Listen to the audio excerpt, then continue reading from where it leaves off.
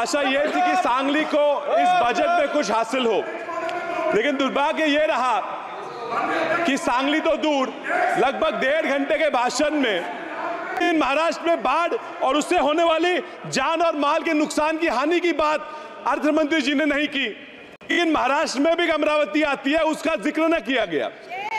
सांगली जो मेरा निर्वाचन क्षेत्र है, वो भी चाहता है कि स्मार्ट सिटी में उसका समाविष्ट हो। भारत के टैक्स का 37% हिस्सा ये महाराष्ट्र से आता है। महाराष्ट्र के विकास के बिना इस भारत राष्ट्र का विकास होना नामुमकिन है। दारिद्र्याच्या उन्हात शिजला, निढळाच्या घामाने भिजला, देश गौरवासाठी झिजला, दिल्लीचे ही तख्त राखितो महाराष्ट्र माझा।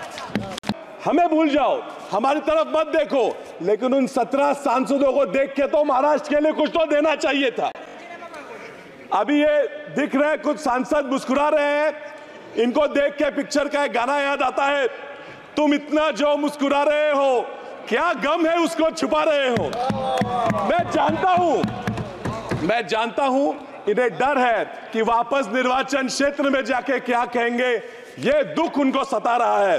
खैर, इनकी मजबूरियां मैं समझता हूं सर। बैसाखियों पे बनी हुई सरकार से और लोग क्या अपेक्षा करेंगे। हमसे वोट मांग रहे और नहीं बता रहे 60,000 रुपए कहां जाए। ओला चीज कड़ी बोलाचाच भात जेवून तृप्त कोण झाला। इसका अर्थ यह है कि बातों की कड़ी चावल से किसी का पेट नहीं भरता। ये तो अभी बस ट्रेलर था, पिक्चर अभी बाकी है। सर, ये ट्रेलर और पिक्चर सी बातों से मैं पूरा डर जाता हूं। परसों बीवी बोली एक ट्रेलर देख लिया पिक्चर का और पिक्चर दिखाने मुझे ले गई। सर, दिक्कत यह है कि ट्रेलर देख के पिक्चर तो चले गए, आधे घंटे में बोर करके बकवास पिक्चर ही बाहर आ गई।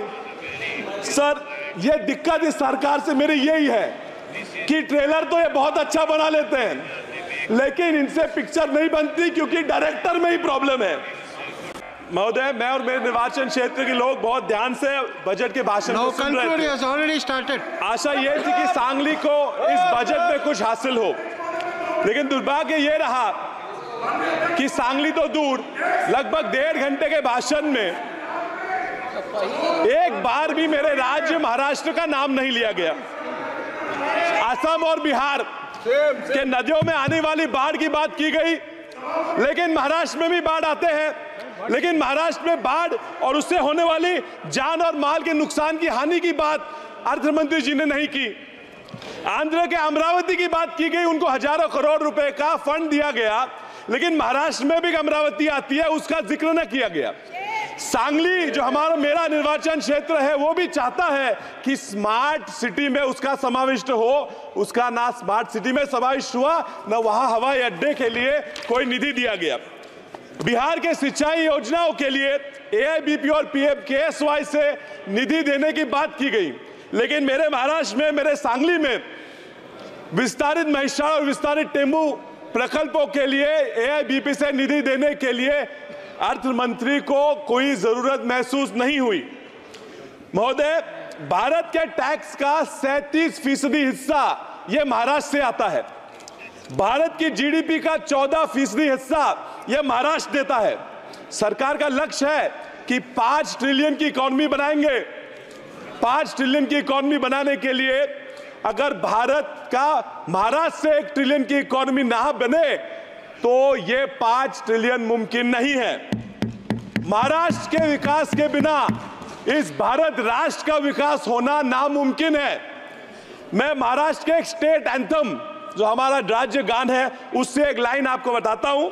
दारिद्र्याच्या उन्हात शिजला, निढळाच्या घामाने भिजला, देश गौरवासाठी झिजला, दिल्लीचे ही तख्त राखितो महाराष्ट्र माझा। इतिहास गवाह है सर कि दिल्ली का तख्त सलामत रखने की जिम्मेदारी महाराष्ट्र लेता था, लेता है और लेता रहेगा, फिर चाहे वो आर्थिक हो, सामाजिक हो, साहित्यिक हो या राजनीतिक हो। ये जो सरकार बनी है, इसको सलामत रखने का काम भी महाराष्ट्र ने उनको 17 सांसद देके किया है। अब महाराष्ट्र को हमें भूल जाओ, हमारी तरफ मत देखो, लेकिन उन 17 सांसदों को देख के तो महाराष्ट्र के लिए कुछ तो देना चाहिए था। अभी ये दिख रहे हैं, कुछ सांसद मुस्कुरा रहे हैं, इनको देख के पिक्चर का एक गाना याद आता है, तुम इतना जो मुस्कुरा रहे हो, क्या गम है उसको छुपा रहे हो। मैं जानता हूं इन्हें डर है कि वापस निर्वाचन क्षेत्र में जाके क्या कहेंगे, ये दुख उनको सता रहा है। खैर, इनकी मजबूरियां मैं समझता हूं सर। बैसाखियों पे बनी हुई सरकार से और लोग क्या अपेक्षा करेंगे। मुझे डर है कि ये बैसाखियों पे मजबूरी चलने वाली सरकार अपना देश न डुबा दे। सर, राज्यों की बात छोड़ते हैं, सामान्य लोगों की अपेक्षाओं पे क्या क्या किया ये मैं पूछता हूं। एमएसपी को लीगलाइज करने की बात की, ये इन्होंने नहीं की। लोगों का कर्जा, किसान कर्जे से मर रहे हैं, कर्जा माफ करने की मांग की, वो दखलंदाज कर दी। महंगाई सीमित रखने के लिए तो इन्होंने कुछ किया ही नहीं। सर, ईपीएस में 7,000 रुपए मासिक पेंशन देने की बात हुई, वो इन्होंने नजरअंदाज कर दी। भूमिहीन किसानों को भी सम्मान योजना में, पीएम सम्मान योजना में समाविष्ट करने की बात की, वो भी उन्होंने ठुकरा दी। सर, फर्टिलाइजर हो, सीड हो, उस पे लगने वाला जीएसटी भी इन्होंने माफ नहीं किया। मनरेगा में 400 रुपए तक मिनिमम वेज बढ़ा दो ये मांग की थी, वो भी उन्होंने नहीं दी। चलिए, नहीं दिया तो नहीं दिया, जो दिया उस पर मैं सर 1 मिनट बात करूंगा। Food subsidy, they have decided to again continue with the 80 crore food subsidy. So it's a very ironic issue because the entire BJP's plan, election manifesto going around telling people was कि if you don't vote us back to power, आपकी food subsidy खत्म हो जाएगी। Sir, food subsidy की बात करते हैं और खुद इन्होंने इनके बजट में फूड सब्सिडी पे देने वाला प्रोविजन कम कर दिया है। सर, ये किसानों की वेलफेयर की बात करते हैं, 13.5% फर्टिलाइजर की सब्सिडी के लिए होने वाला प्रोविजन इन्होंने कम किया है। सर, ये इंटर्नशिप की बात करते हैं, 500 फर्म मिलकर 20,000 लोग हायर करेंगे बात करते हैं, मुझे ये मुमकिन नहीं लगता।